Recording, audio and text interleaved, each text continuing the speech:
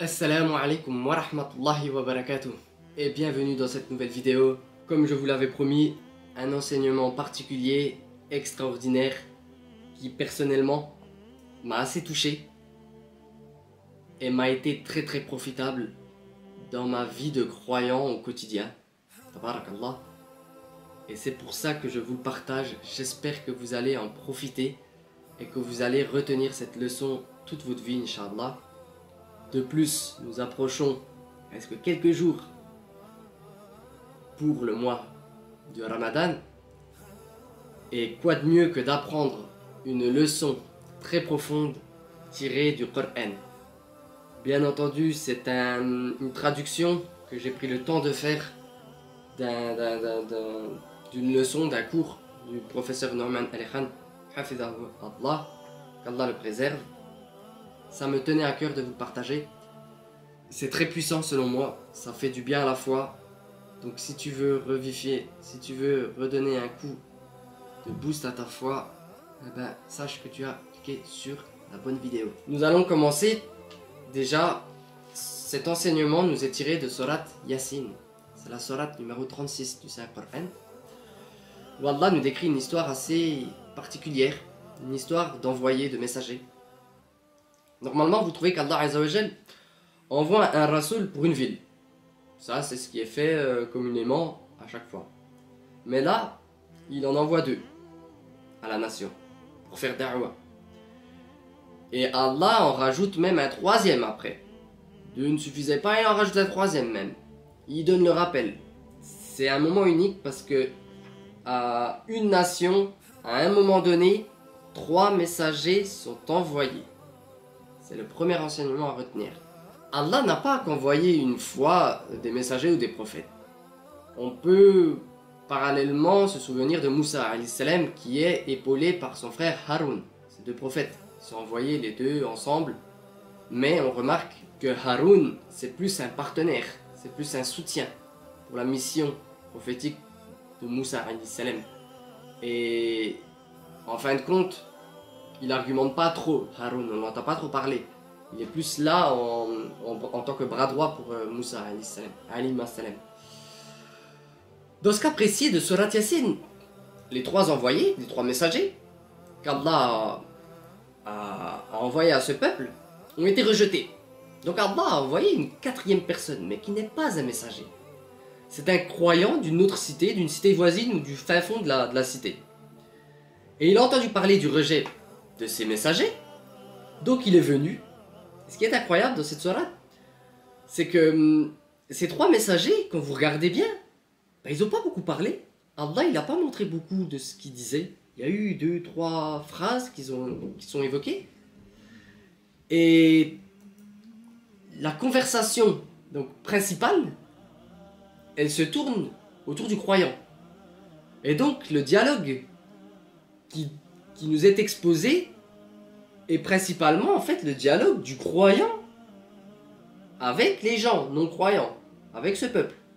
Donc c'est assez intéressant de voir que en fait le croyant il est complètement mis à la lumière, c'est un croyant, on ne sait même pas c'est qui. Il y a 3 messagers, on nous dit que quelques phrases sur ces 3 messagers et on porte l'accent vraiment sur le croyant. Donc là il y a un message en fait. Allah il est en train de nous dire quelque chose de très important qui nous concerne, toi et moi. C'est le croyant, ou la croyante que nous sommes. Ce qui nous est dit, c'est qu'en fait la Ummah, donc les croyants, ils ont leur propre responsabilité. Les messagers, ils vont faire leur taf, ils vont faire leur boulot, ils ont leur responsabilité. Chacun ne peut pas faire le boulot de l'autre. Les croyants, les envoyés font leur boulot, les croyants font leur taf. Et les deux travaux se complètent. Même si les messagers en fait sont là, ça ne veut pas dire qu'il ne faut pas qu'on fasse de boulot. Non, au contraire. Normalement, c'est vrai qu'il est connu que quand quelqu'un de sage ou d'un savant qui parle, on doit se taire. Et on a cette, on se tait et on écoute. Ici, ben, on nous montre que le croyant, il a pris la parole. Alors, c'est pas de l'irrespect, mais c'est par devoir qu'il le fait. Qu'est-ce qu'Allah fait dans cette sourate Yasin, qui est incroyable. Allah décrit quelque chose de très important en fait. Il écrit qu'on a notre responsabilité. Et là, il va un peu plus loin dans la sourate nous expliquer plus en détail et nous faire un parallèle absolument magnifique et assez compliqué, je dois l'avouer, à trouver. C'est là le travail de personnes qualifiées qui analysent le Coran, qui regardent, qui comparent les mots, qui trouvent les métaphores, qui font un travail assez exceptionnel, mashallah. Et c'est ça que je veux vous rapporter, donc là il faudrait être attentif. Dans la même sourate, donc après ces histoires d'envoyés et puis de ce croyant qui est venu argumenter et défendre ses envoyés, Allah nous parle de la lune et du soleil. Il dit que la lune a différentes phases. Une fois elle est pleine lune, une fois elle est un peu plus petite, jusqu'à devenir un simple croissant, une palme vieillie. Ça nous est traduit comme ça. Et ensuite, il nous parle du soleil. Il dit que le soleil ne peut rattraper la lune, ni la nuit devancer le jour, et chacun vogue dans une orbite. C'est-à-dire le soleil, les étoiles, les constellations, tout ça, chacun vogue dans son orbite. Chacun a son propre rôle en fait. Chacun a son propre travail en fait. Le soleil son taf, la lune son taf. Ça vous rappelle pas quelque chose? Juste avant, on a parlé de quoi?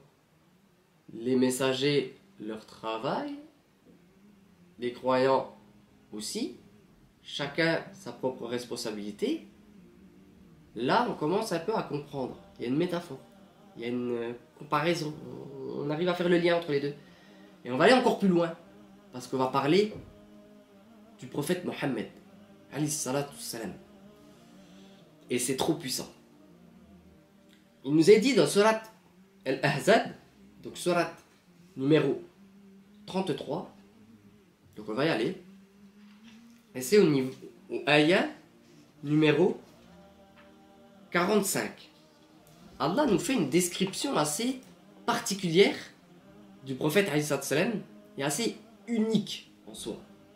Retenez bien ça. A'udhu billahi minash shaitanir rajim, bismillahir rahmanir rahim. Ô prophète, nous t'avons envoyé pour être témoin, annonciateur, avertisseur. Et numéro 46, donc ayah 46. Appelant les gens à Allah par sa permission est comme une lampe éclairante. Une lampe éclairante. Donc c'est traduit, donc c'est tac tac tac tac tac. C'est là. Wa sirajan munira. Sirajan. Donc, qu'est-ce que ça veut dire? Une lampe éclairante, c'est une lampe en fait qui émet de la lumière, qui n'arrête pas d'émettre de la lumière. C'est ça qui nous est dit. Le prophète alayhi salam est comme cela. C'est particulier quand même comme qualificatif, qui est propre au prophète Mohammed alayhi salam. Ensuite, pour bien comprendre, vous avez dans Surat Al-Furqan, donc Surat numéro 25, juste un peu avant, vous avez quelque chose qui est nommé exactement de la même manière. Quelle est cette chose qui va être nommée comme le prophète alayhi salam? C'est au ayah numéro 61 de Surat Al-Furqan.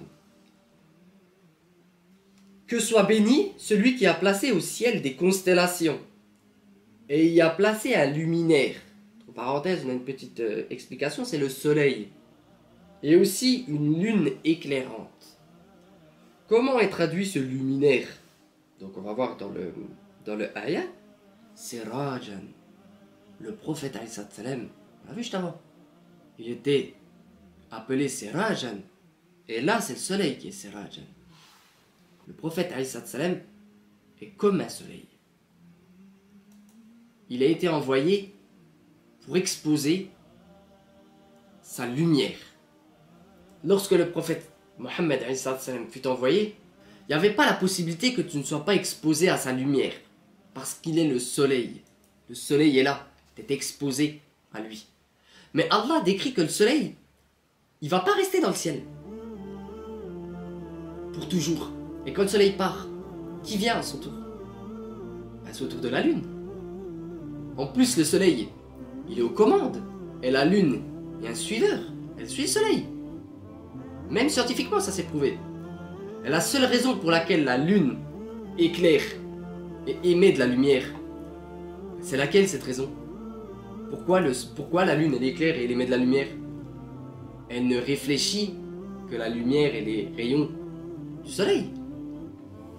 Donc nous sommes en train de vivre, nous, dans les temps d'obscurité, et nous pouvons être comparés à la lune. Et la seule lumière qui nous parvient est celle du soleil, du prophète Mohammed, elle émane de chaque croyant, moi, toi et moi, de chaque croyante, et en réalité le reflet de l'enseignement de notre prophète bien-aimé Mohammed. C'est pas fini. Pensez à ça maintenant. Allah nous a donné le soleil.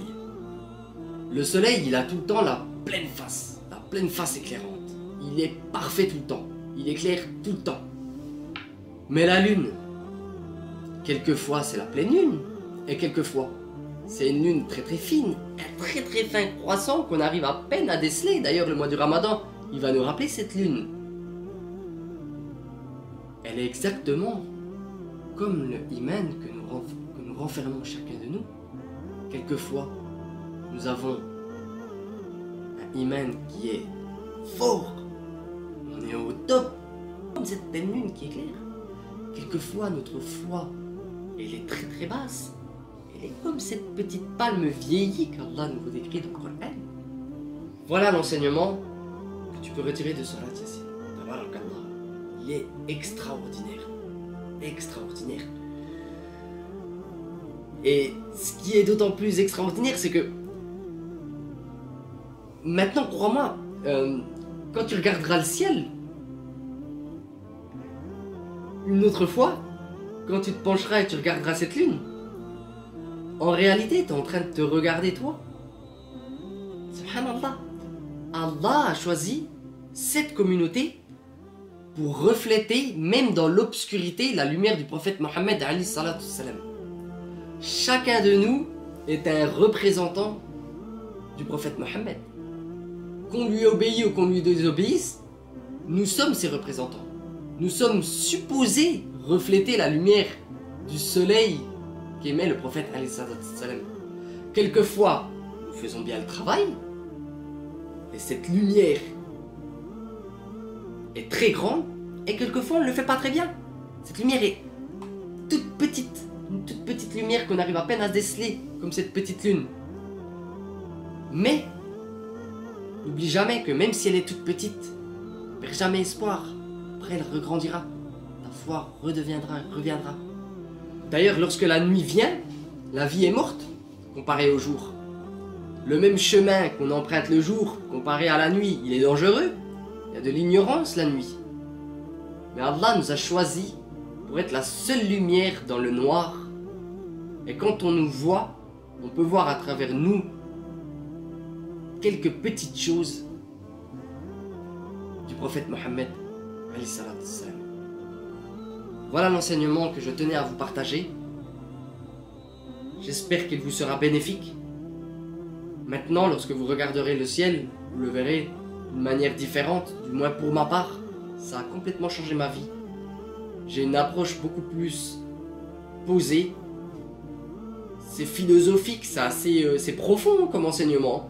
Mais le Coran est très très très profond. Le Coran, c'est pas juste apprendre des ayats et apprendre, on sait pas ce que dit. C'est très très très profond. C'est la parole d'Allah Azza wa Jal. Et la métaphore avec la lune, avec le soleil, avec l'emploi des mots qu'Allah a fait, c'est pas anodin, c'est pas fait par hasard. Tout ça, c'est pour constamment nous rappeler qu'on a une responsabilité sur cette terre.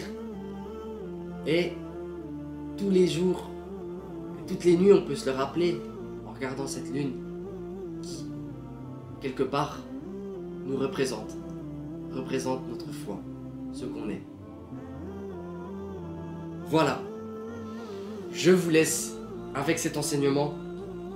Bi'idhnil wahid al-ahad. Assalamu alaikum wa rahmatullahi wa barakatuh.